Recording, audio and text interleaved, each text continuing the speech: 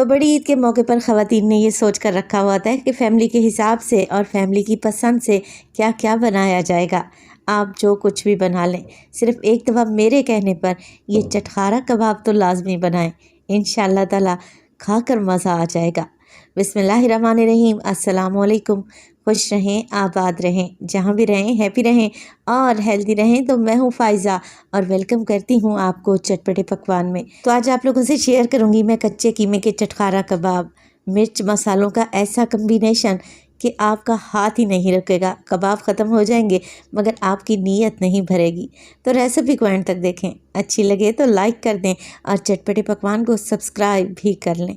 तो चलें फिर रेसिपी स्टार्ट कर लेते हैं। जायकेदार चटखारा कबाब बनाने के लिए मैंने ले लिया है कीमा। अच्छा, कीमा है तकरीबन 750 ग्राम या कह लें 3 पाव के लगभग। बीफ का कीमा इस्तेमाल कर रही हूँ, आप मटन का भी कीमा ले सकते हैं। कीमा लेकर आप लोगों ने वाश नहीं करना, गोश्त ले लें और उसे धोकर फिर कीमा बनवाएं। कीमे को अगर वाश करेंगे ना तो फिर कबाब टूटेंगे, बिखरेंगे। फिर आप लोगों ने ये नहीं कहना कि फ़ाइज़ा आपने तो रेसिपी ही गलत दी है। तो कबाब कोई भी किस्म के बना रहे हो, कीमे को हरगिज़ ना धोया करें। आप धोने के बाद अगर स्टेनर में भी रख लेंगे ना तब भी इसका प्रॉपर पानी नहीं निकल पाएगा और कीमे में पानी भर जाएगा, जिससे कबाब टेस्टी भी नहीं बनेंगे और टूट भी जाएंगे। तो ये देखें, ये कीमा बिल्कुल प्योर बोटी का है। इसमें मैंने ना ही चर्बी ऐड करवाई है और ना ही कोई छिछड़े वगैरह हैं। चलें जी, अब कीमे में शामिल कर देती हूँ मैं तकरीबन 2 मीडियम साइज़ के प्याज हैं, चॉप कर लें। चॉप करने के बाद किसी मलमल के कपड़े में डालें और इनका सारा पानी रिमूव कर दें। अगेन ये दूसरी टिप है परफेक्ट कबाब बनाने के लिए। कीमा भी बिल्कुल ड्राई लेना है और प्याज को भी बिल्कुल खुश्क करके डालना है, यानी इसका पानी निकाल देना है। 3 से 4 हरी मिर्चें लें, इन्हें मोटा मोटा सा चॉप कर लें और चॉप करने के बाद कीमे में ऐड कर दें। पेस्ट नहीं बनाना, हरी मिर्च को चॉप करके डालना है।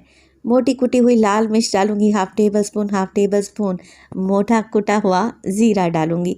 इसके अलावा डलेगी इसमें काली मिर्च। तो ये मोटी कुटी हुई काली मिर्च है, 1 टीस्पून शामिल कर दें। धनिया मोटा कुटा हुआ, यानी कि एक बीज के सिर्फ 2 दाने हो जाने चाहिए, 2 टेबल स्पून भर के डाल दें। चटखारा कबाब बनने जा रहे हैं तो इसमें डलेगा लेमन। 2 बड़े साइज़ के लीमू ले लिए हैं, जिनका जूस तकरीबन 3 टेबल स्पून के करीब तो होगा। ये डालेंगे ना तो चटखारे ही लेते जाएंगे। ये कबाब को इतने चटपटे बनेंगे कि यकीन करें इनका जायका आपके मुंह से नहीं जाएगा। अच्छा जी, फ्रेश लेमन जूस के साथ साथ मैं डालने लगी हूँ ढेर सारा बारीक कटा हुआ हरा धनिया। 1 टेबल स्पून इसमें डालूंगी लहसुन का पेस्ट, अदरक नहीं है, सिर्फ लहसुन का पेस्ट डाला है। पुदीना डालेंगे 2 से 3 टेबलस्पून, मोटा मोटा काट कर डाल दें और बस अब सब चीज़ों को मिक्स कर लें। मगर यहाँ पर एक चीज़ तो मैं डालना भूल ही गई, वो है नमक, जो कि बेसिक मसाला है। तो नमक डाल दिया है मैंने, हाफ़ टेबल स्पून, आप अपने टेस्ट के मुताबिक डालें। अब हमने करनी है यहाँ पे मेहनत और अच्छी खासी मेहनत करनी है, यानी कि यहाँ पर हमने इस कीमे को गूंद लेना है। जैसे आटा गूंदते हैं ना डेली, बस वैसे ही आपने कीमे को गूंदना है। क्या होगा, इससे कीमे का रेशा बिल्कुल बारीक सा हो जाएगा, कीमा आपस में जुड़ने लगेगा, मिर्च मसाले मिक्स हो जाएंगे, कबाब का टेस्ट बेहतरीन आएगा, कबाब टूटेगा भी नहीं। तो सारा काम इसी मिक्सिंग का है और यकीन करें जो इस वक्त मसालों से खुशबू आ रही है ना, मैं आपको बता नहीं सकती। 4 से 5 मिनट के लिए अच्छे तरीके से मिक्सिंग कर लें। तब आप इसमें डाल लें आटा। जी हाँ, ये गंदम का आटा है, चक्की वाला आटा, लाल आटा, कुछ भी कह लें, जिसे आप रोज़मर्रा में रोटी बनाते हैं। तो 1 कप आटे का इस्तेमाल कर रही हूँ। आटा तो हर घर में मौजूद ही रहता है, इसलिए आसान से आसान रेसिपीज़ देती हूँ ताकि आपको मसला ना हो। अच्छा, अगर आप लोग आटा नहीं डालना चाह रहे तो भुने चने का आटा डाल लें, मकई का आटा डाल लें या जौ का आटा भी डाल सकते हैं, जो आप लोगों के पास अवेलेबल हो। आप मैदा भी ऐड कर सकते हैं। मकसद यही है कि कबाब को हमने बाइंड करना है, जोड़ना है। ऊपर से ये कबाब क्रिस्पी रहेंगे और अंदर से एकदम सॉफ्ट और जूसी। खाने में तो इनका जवाब नहीं, इंतहाई चटकारेदार बनेंगे। तो 1 कप आटा थोड़ा थोड़ा करके मैंने ऐड कर दिया है। अब माशाल्लाह आप कीमे की बाइंडिंग चेक करें, अच्छे तरीके से बनने लगा है, तो इसका मतलब है कीमा एकदम परफेक्ट है। तो 3 पाव कीमे में मैंने 1 कप आटे का इस्तेमाल किया है। चलें जी, अब ये कीमा बिल्कुल रेडी है कबाब बनाने के लिए। हाथों को हल्का सा ग्रीस कर लें ऑयल की मदद से और छोटी छोटी सी गोलियां बनाना स्टार्ट कर दें।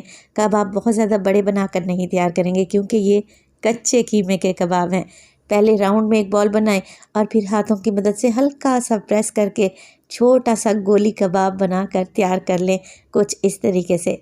इसी स्टेज पर अगर तो रेसिपी आप लोगों को ज़रा सी भी अच्छी लग रही हो, रेसिपी को लाइक कर दिया करें और चटपटे पकवान को सब्सक्राइब भी कर लें। आप सब लोगों का बेहद शुक्रिया। अच्छा, ये कबाब डीप फ्राई होंगे तो कढ़ाई में मैंने ऑयल डाल दिया है।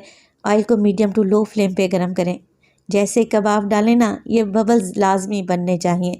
बहुत ज़्यादा लो फ्लेम पे अगर आप इन्हें फ्राई करेंगे तो इनमें ऑयल भर जाएगा और ये पानी छोड़ देंगे।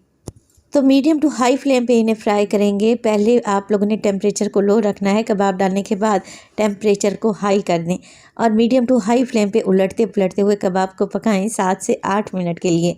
ये छोटे छोटे से गोली कबाब हैं, अंदर तक पक जाएंगे और इंशाल्लाह ताला बेहतरीन जायकेदार बनेंगे। तो देखें 7 से 8 मिनट में ही अच्छा सा गोल्डन सा कलर आ गया है।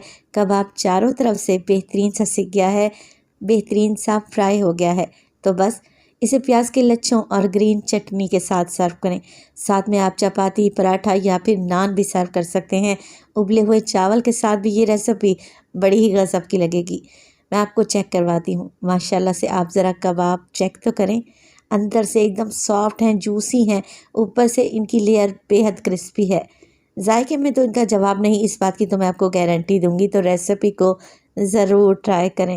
रेसिपी अच्छी लगी लाइक कर दें और चटपटे पकवान को सब्सक्राइब भी कर लें। अपना बहुत सारा ख्याल रखिएगा। फ़ाइज़ा को अपनी दुआओं में याद रखिएगा। मुझे दीजिए इजाज़त। टिल देन, अल्लाह निगहबान।